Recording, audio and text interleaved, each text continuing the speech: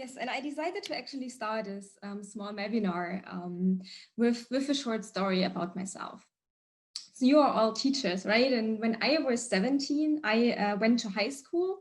And by the time I was not necessarily interested in environmental issues. But one day I actually saw a small advertisement in a local street magazine from Greenpeace. I was like, wow, this international organization Greenpeace.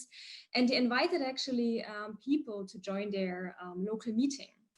I was wondering, wow, Greenpeace, this international NGO, what are kind of these people? Because I had only these activists in my mind that were actually sitting in this inflatable dinghy, and they tried to protect whales from hunters. So I was really excited in getting to know the local people, and I joined like one of their local meetings. And by the time they were running actually one big campaign, it was a campaign to protect the Amazon rainforest. The main slogan was save our forest and save our climate. To the time, I didn't know so much like what is really the important role of forests in the whole climate debate. So I was really keen to learn more about it. And quickly I understood that actually the Amazonia is really vital to the whole carbon cycle because it's storing more of the element than any other terrestrial ecosystem. So it's like really important for the whole Earth. On the other hand, I had also to learn that there is a lot of deforestation going on in the Amazon rainforest, and also forest fires are a huge problem. If you look like to the Amazon, then it's really vital because, it contains, of course, a huge amount of forest where a lot of local people are actually living. 10% of the world's biodiversity is living in this area. And often also the Amazon is called the lung of the earth because it stores around 6% of, or generates around 6% of the Earth's oxygen. So when I learned about this importance of the Amazon rainforest, I was wondering, like, why do people destroy this land? Like, how is it even possible? And what does it actually has to do with myself? So I went and I also learned further on that the Amazon rainforest is first cut because it has vital wood. So people really cut the forest to get it to the wood. But that also the forest is cut to have like cattle grazing on the land afterwards. So you see here like a picture actually from taken like this year, where you can see that cattle is really found in the areas that were deforested last year during the fire season in the Amazon. And when I was young, I was really like amazed and I thought like, wow, that's not possible. And I actually also understood, okay, like one of the main things that I can do myself is really to cut the meat on my own plate. But this was not enough. It was also, of course, the starting point for myself to really study more. And I decided to study environmental science and also climate science later on. Today, I'm mainly not working on forests, as Anastasia already introduced, but I mainly focus on energy because, the energy transition or clean energy are one of the main solutions also to fight climate change globally. Why do I tell you this? I mean, of course, it's a nice introduction to myself, but not only this, I also told you the story because it introduces already to one key element or one key technique actually to talk about climate change. And this is actually storytelling. Storytelling is really like a powerful instrument. We will come back like during the talk. And many elements I kind of addressed already during this short introduction. So now you know how it comes that all started and that I'm kind of here today. Of course, many things on the way, but it's, I think, a nice personal story, how I relate to the topic of climate change in the first place.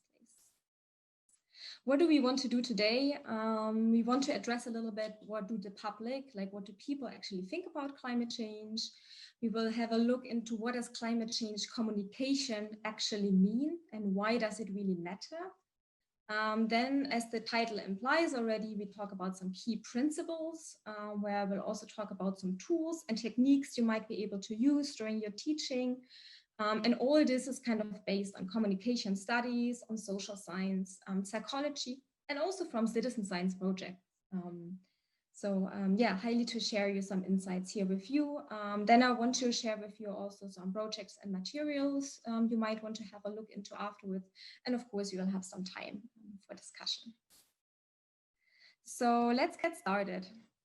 Generally, when we look into climate change and climate change perceptions, then we can see that people perceive climate change really as a serious problem, as one of the most serious problems actually that the world is facing. It's here on the second position, as you can see in this EU study. And almost a quarter of the respondents really think that climate change is the single most serious problem facing the world. So we are all kind of warned, or we have understood that this is really a threat to our planet.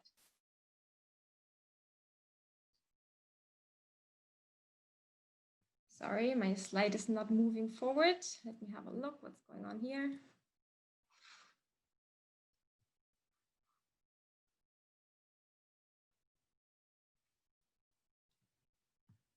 Oh, perfect. Next page. So let's see how it goes. So around the world, people are really worried about climate change. This is like another study that had here analyzed it, and you can really see people are worried, somewhat, very, or also extremely. And really the minority of people, like here rather displayed in this green blue, are not worried about climate change.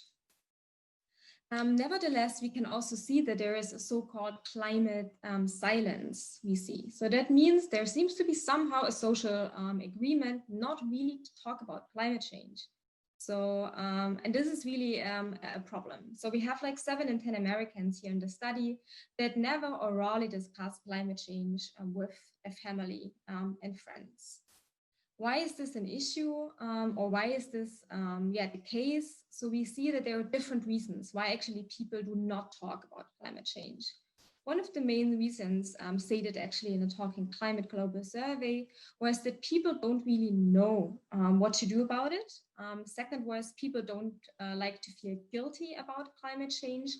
And last, or the third one, people don't like talking about scary facts. And when we see these things, then actually saying, okay, if people don't know what to do about it, then we must talk about solutions. When people feel like too much guilty, we have to emphasize more on the societal effort that we can only fight climate change altogether. And also this issue of like that it's really scary to people. We really need to rethink like the image of climate change it creates in our societies, and have a better framing, more positive framing for climate change at all. And many of the small aspects you will address again also in the talk. So why does it generally matter to talk about climate change? Firstly, of course, if you think about climate change as something really to enact people, to enable people to change, then generally we know that we are profoundly influenced by the behavior of our peers. So what others are doing also influences positively our own behavior. We also see that specifically if we talk about democratic governments, they won't take really actions without public support. So really having a strong voice from the public is really important also for governments to see, okay, we have like the society behind us so we can enforce specific actions. And also it is clear that when we want to really reach the 1.5 degree Celsius target, so meaning that we hold global warming to 1.5 degrees, as we have said in the Climate Paris Agreement, then this really needs a profound and rapid change also of our societies. So it really relies also on us to change and to support this decision. And it really needs a so-called social consent. And here I see that really education is essential to provide the knowledge, the skills, but also the tools to the pupils and students that are needed to become, that they need to become really the change makers. So for me, like this whole debate about system change, how do we change profoundly, really begins in schools. So that's why I'm also really happy that so many of you are joining today, because I think education has really an important role here to play. Still, many teachers do not teach climate change. Maybe you will tell me something else. I'm keen to discuss later on. But I think there are different studies showing that less than 50% seeing that there's their responsibility to teach climate change. Also parents have maybe a slightly higher responsibility here. And there are different reasons, but the main reason really here is that it's often not related to the teacher's subject. they are teaching. And this might be also what you maybe experience, that, it's not automatically clear that you can, include this issue of climate change in your subject that you're teaching. And that's also why many countries now, actually, students and also parents, also teachers are calling for a new subject called climate change in schools. But climate goes already school, so I think that's really, really a good sign. So we have like all the school strikes happening. We have really this growing climate movements that really show that the youth they care about climate change. So I think that's a really good sign here, that the young people are really interested in being part of the transition. And they know already a lot about climate change. So when I always hear like kids like from youths like talking from Fridays for Future, for example, I'm really impressed how much they already know about the subject. So having this kind of as a starting point, let's dive now a bit deeper into the whole issue of climate change communication. What is it? On the surface, it's actually all about educating, informing, warning, persuading, mobilizing, and solving this critical problem, this critical challenge of climate change. At a deeper level, it is really shaped by our different experiences, by our mental and cultural models, and by the underlying values and worldviews. So it gets really kind of complex, because what we relate to climate change, what it means is like, a lot related to other issues we are valuing and we are influenced by and we are shaped by in our daily lives. We know that there is a wealth of scientific evidence for climate change. I mean, we had also here already a nice climate talk about climate change by a colleague, but there is much less known about how actually to communicate this climate change research topic to the public in general, but of course also to young pupils and students. And it's still something in a learning process. So this is what I present you today. It's not like that's the list and it's exclusive and that's how it must be, but it's rather like indications of what we learned from some social science and psychology and communication science. But it's still something under development, and it still relies on the feedback of different also teachers and educators that are applying different techniques and to learn how they actually work in different environments. So let's now really come to the 9 key principles for effective climate change communication and engagement. For teachers, of course, but I think it's also relevant for others, not only for teachers, it can be also relevant for parents or for other educators or just people who are generally interested in talking more about climate change.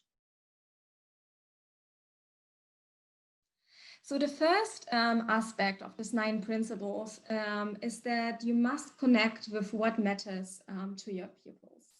So we know these are kind of young kids, they have different issues, different concerns, different doubts. But what really matters is really to connect climate change with what widely shared values of pupils and students are. So it's always good to reflect and to ask yourself, like, what motives do your pupils have? What do they really value? What do they care about? What are their constraints and barriers to greater issue engagement in general? And once we identify specific shared and common like things that your that the pupils care about, we can really use them as entry points, as points of kind of local interest, also in your teaching and also by developing local materials, because then it makes it really more likely that actually what you teach will be heard by the people you're talking to. Of course, it's always important to empathetically really receive and observe like certain feelings that are related to this whole topic, and also to listen to the needs that are coming. Why is this important? Because people's values and political views have generally a bigger influence on their attitudes about climate change than their level on scientific knowledge. So really, this is really important for kind of really shaping different perceptions of climate change here. The second point is to build on what your pupils already know. I mean, we talked already, or I told you already about Fridays for Future and how impressed I am, how much those kids already know. And generally, we know that they really want to understand how the climate system works, and they can understand also really abstract processes. So that's generally really good.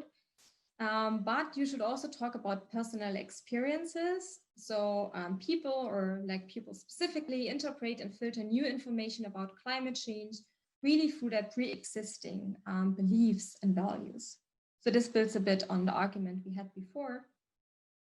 And you should really try to learn how they think about climate change. So for example, like ask, like, what does climate change mean to you? Or how do you feel about climate change?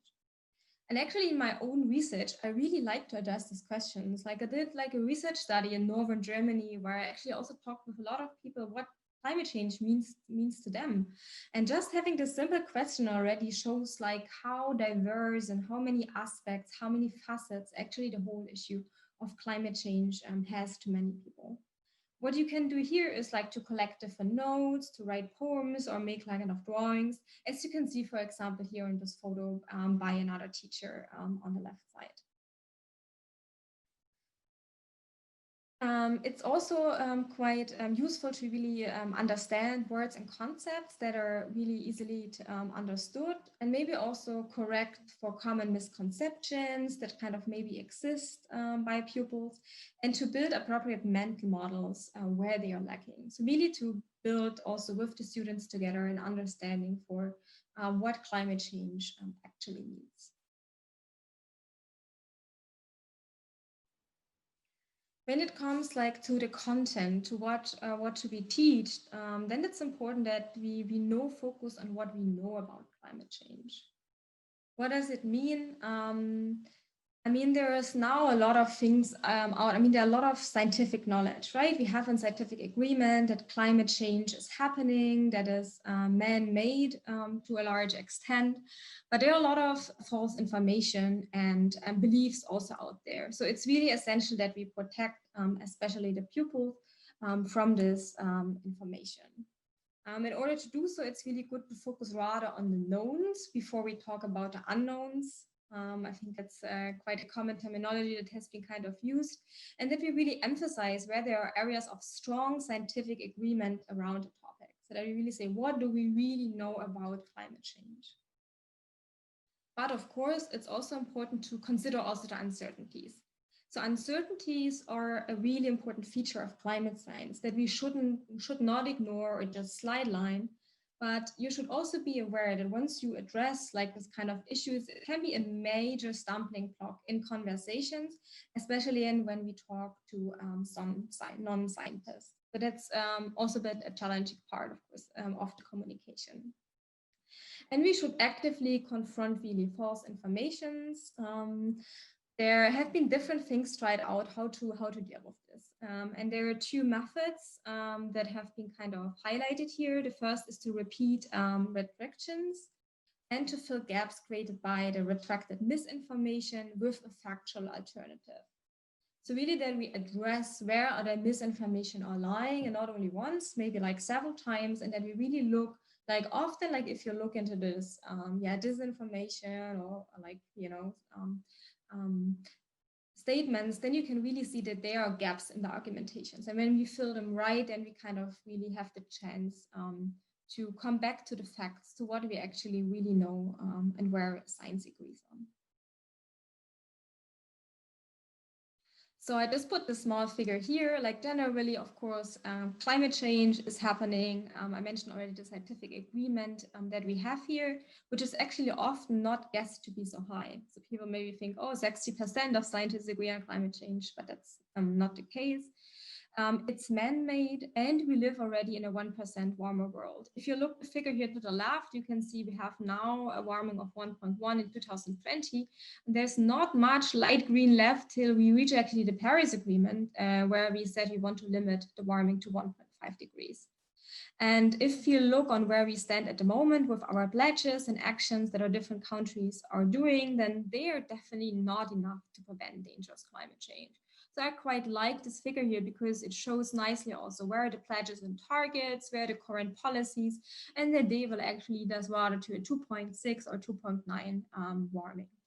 And that's not only one country. If you look on the country map below here, then we can really say, yeah, there's hardly any country that is really compatible to the 1.5 or even to the 2 degree target, but often actions are really insufficient. What is also essential is to talk about real world and not only abstract ideas. So climate change generally is always perceived as something really abstract, like far distant from us, like socially distant, as it affects other people. It's geographically distant, so it's not here where I live, or it's temporally distant, like it might happen at some point in the future, but truly not today.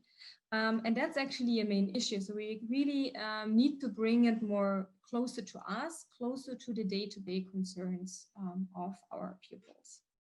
Although numbers, like big numbers, define, of course, science and also the whole policy discourse, as I just mentioned, like this 1.5 target, whatever does it mean? The numbers of climate change, for example, also global average temperature targets, the concentration of atmospheric carbon dioxide, usually don't relate to people's day-to-day life experiences. So we need to find really the right frames that speak to our pupils. What does it mean? Studies generally tend to suggest that we kind of focus more on positive framings. We kind of more like localize what climate change means, because those will more likely support and build motivations to really also take local action. So some data and some science, of course, must be told, but it's good to get it the right framing for talking about. What is also shown in many studies is that the local climate impacts are emotionally really, really powerful. So if you use them, you will likely really reach the people, like showing, oh, look, that's what climate change does, these are the impacts, but it can be also really overwhelming. So that's why often it's suggested that we actually couple images of climate impacts with a concrete behavioral action that actually also our pupils can really take to overcome like the climate change challenge, so that we have like this effect of what are the causes of climate change, what are certain climate impacts in different regions, maybe also where you really specifically live, so address them really in your local regions where you teach, but then also talk and address really the solutions. And this brings me already to the next point, really to highlight the solutions we have for climate change. And there are a lot of solutions, so there's a lot what we can do. And we see that many students and pupils really want to take action. So they want to take an active role in combating climate change. I think that's great. They do not often necessarily, of course, some do already, but not necessarily all of them always link climate change with their daily lives. So what is kind of individual causes, like how do we affect climate change with our daily behaviors, is often not recognized as such. And if people sometimes know that it can also lead to a so-called provoked defensive reaction, so that you're not react at all or you don't really want to see it, also to protect kind of yourself.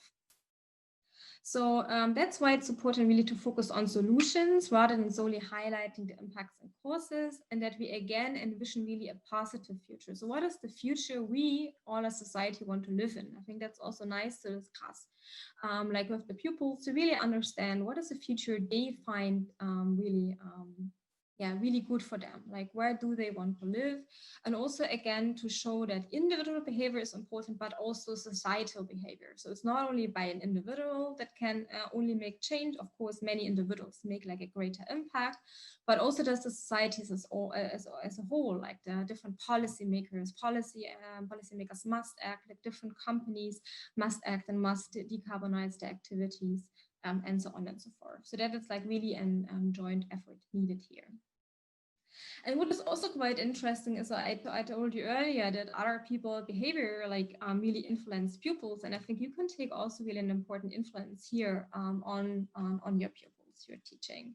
So people generally make decisions about their behavior partially based on what others doing, they respect and they are trusting. So because and they may alter what someone else probably thinks is really possible. So if you really show the solutions that are there and the change is possible, it can really create a big impact I quite like this comic figure here where one guy asks, what if it's a big house and we create a better world for nothing? And then you can see like the guy presenting here, and he highlights a lot of things that are actually outlining what are actually potential benefits of fighting climate change, coming from energy independence, of preserving the rainforest, linking to my personal story, green jobs, livable cities, clean water, healthy children. So there are so many good things like that can come out of climate action. And I think that's really important that we talk also much more about those benefits. 6 is take action together. So students want to become active themselves, and they are able to develop diverse, well thought through solutions. So that's actually great. And I think we really need to find the right formats here. I mean, I know in typical teaching, it might be not always so easy to engage and always to use interactive formats. And I think it's costs also a bit of time in preparing, but I think it can really add like a benefit if you do really a lot of group work with a lot of discussions. For example, you discuss like how to avoid CO2 emissions. So then the kids have to discuss, oh, what are their own behaviors? What could they do like actually to reduce CO2 in their life? Gamifications are great. I read about a nice one where teachers actually simulated the temperature increase by wearing jackets in class for 5 minutes. So of course, when it's like, when you wear the jackets, you feel like immediately warm, and then you feel like, oh, like the earth, itself as you're warming up. So that's, I think, a nice picture here. Workshops are great. Citizen science projects, and maybe being going out, doing small experiments. I think in some subjects, I think that's also quite common. Challenge-based learning, so that we really identify specific challenges, for example, in school, for example, like, oh, we have only, we don't separate waste, for example. So what could we do actually that we separate waste in order to make sure that the organic food might be better used and plastics might be better recycled? So like really identifying certain challenges maybe that you have also in terms of sustainability, in terms of climate action in your schools, and tackle them with your pupils together. And then of course, like smaller labs where you can also experiment with the kids together. What we also know is what is really engaging and also really makes a big difference is making commitments for taking actions. So that's maybe also something you could kind of do in class. What is important is that we really avoid fear, guilt, shame, or obligation, because those really compromise connection. Instead, we really must frame it in a way that climate protection is really fun, and that people, like the pupils, can be really creative in order to take actions here. So I think that's that might be something really fun and can really make also a difference here. So what I linked it to it here is really that we must empower actually the climate leaders of tomorrow. So that's always what I say. They really need kind of tools and techniques, of course, also the knowledge about the climate foundations in order to be really our climate heroes of tomorrow. 7th, tell a human story. So most people really understand the world through anecdotes and stories rather than statistics and graphs. So we are mainly motivated by stories. And that was also the reason why I kind of tried to start like with the small story, personal story of myself, because it usually really motivates and really creates a rethinking about certain issues. So it's really a powerful communication tool. It's good to show the human face behind science when presenting information, or also to provide information about people who are affected. And they will really help you telling a compelling story.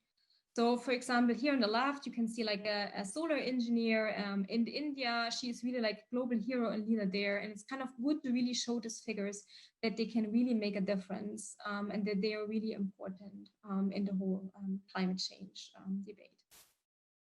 Stories should ideally relate to the pupils, so that we really think about certain narratives, also certain problems maybe they can relate to.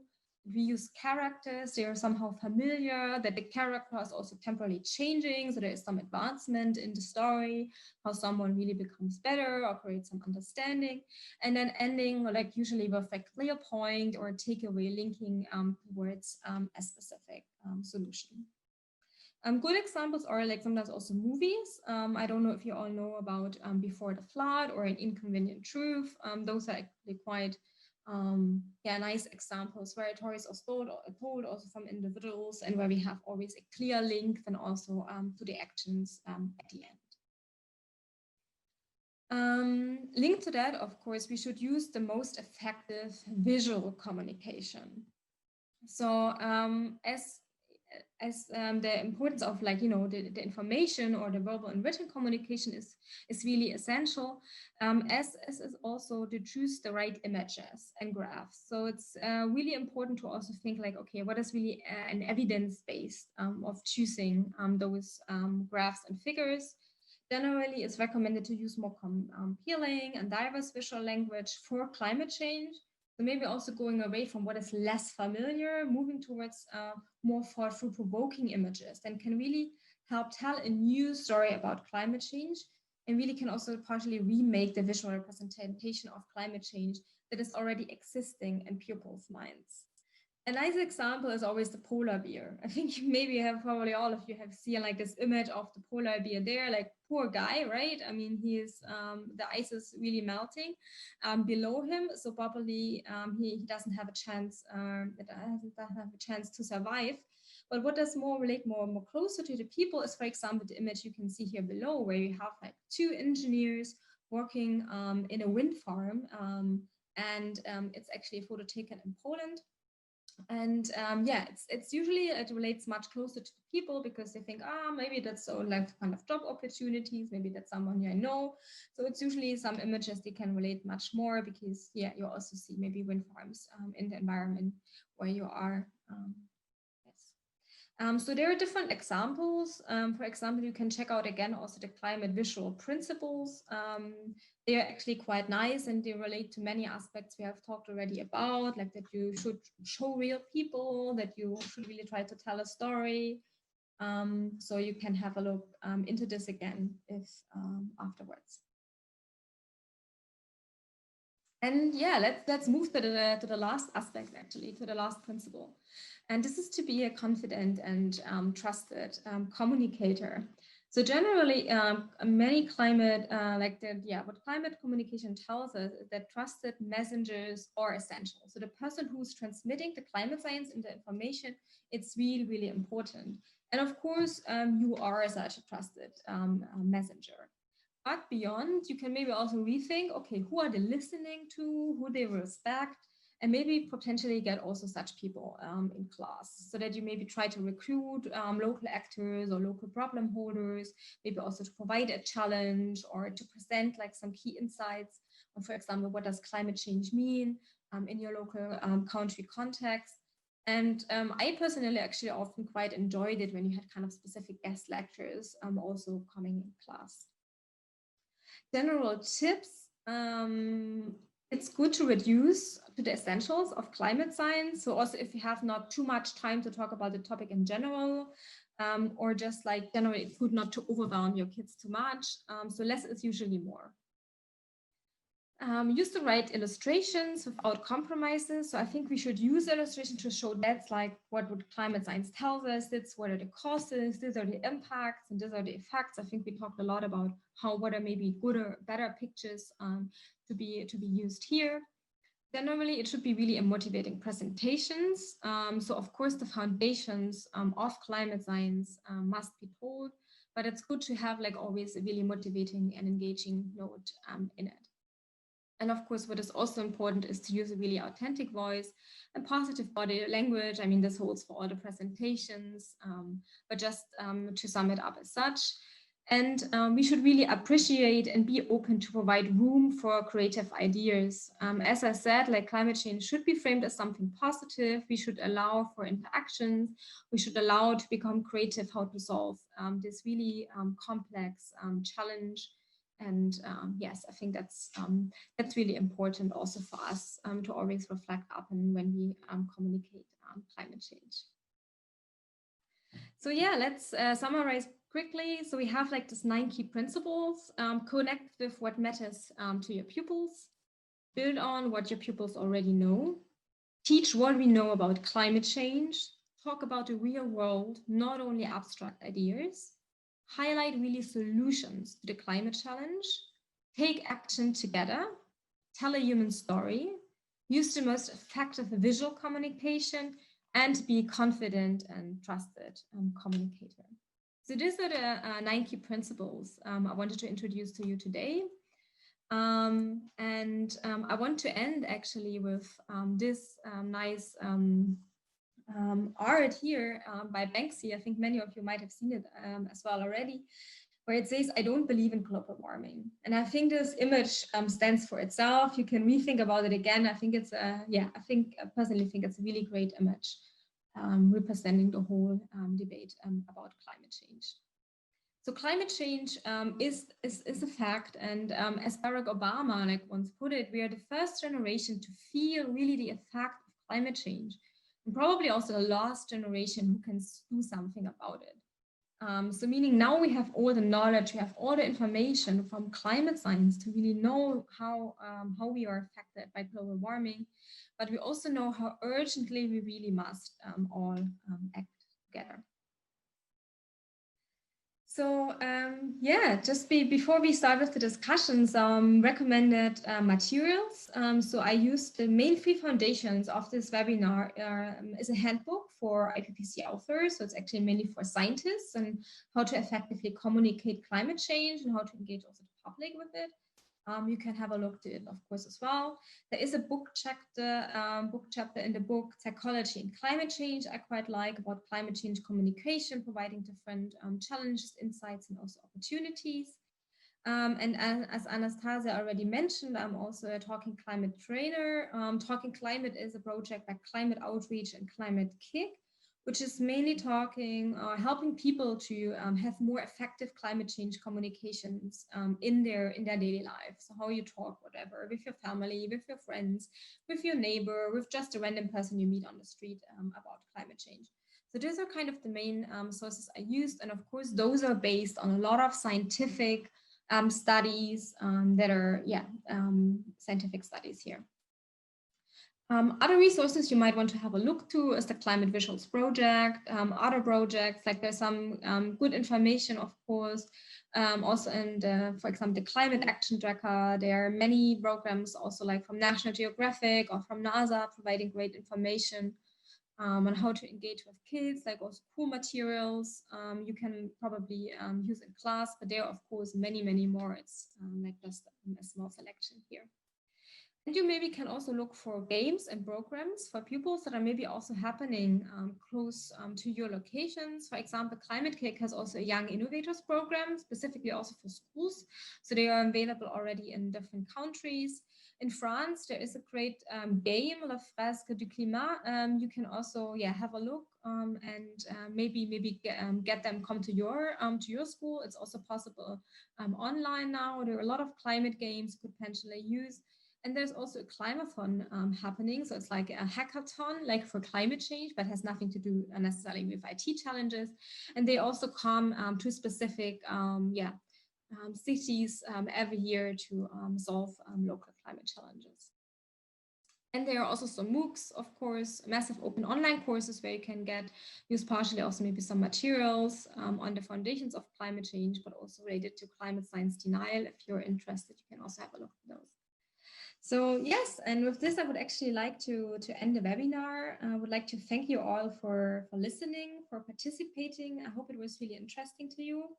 Feel free, of course, to get in touch with me afterwards, to also reach out if you just watch this webinar online. Please feel free to drop me an email. And with those that are in the live session today, I look forward to the discussion with all of you. Thank you.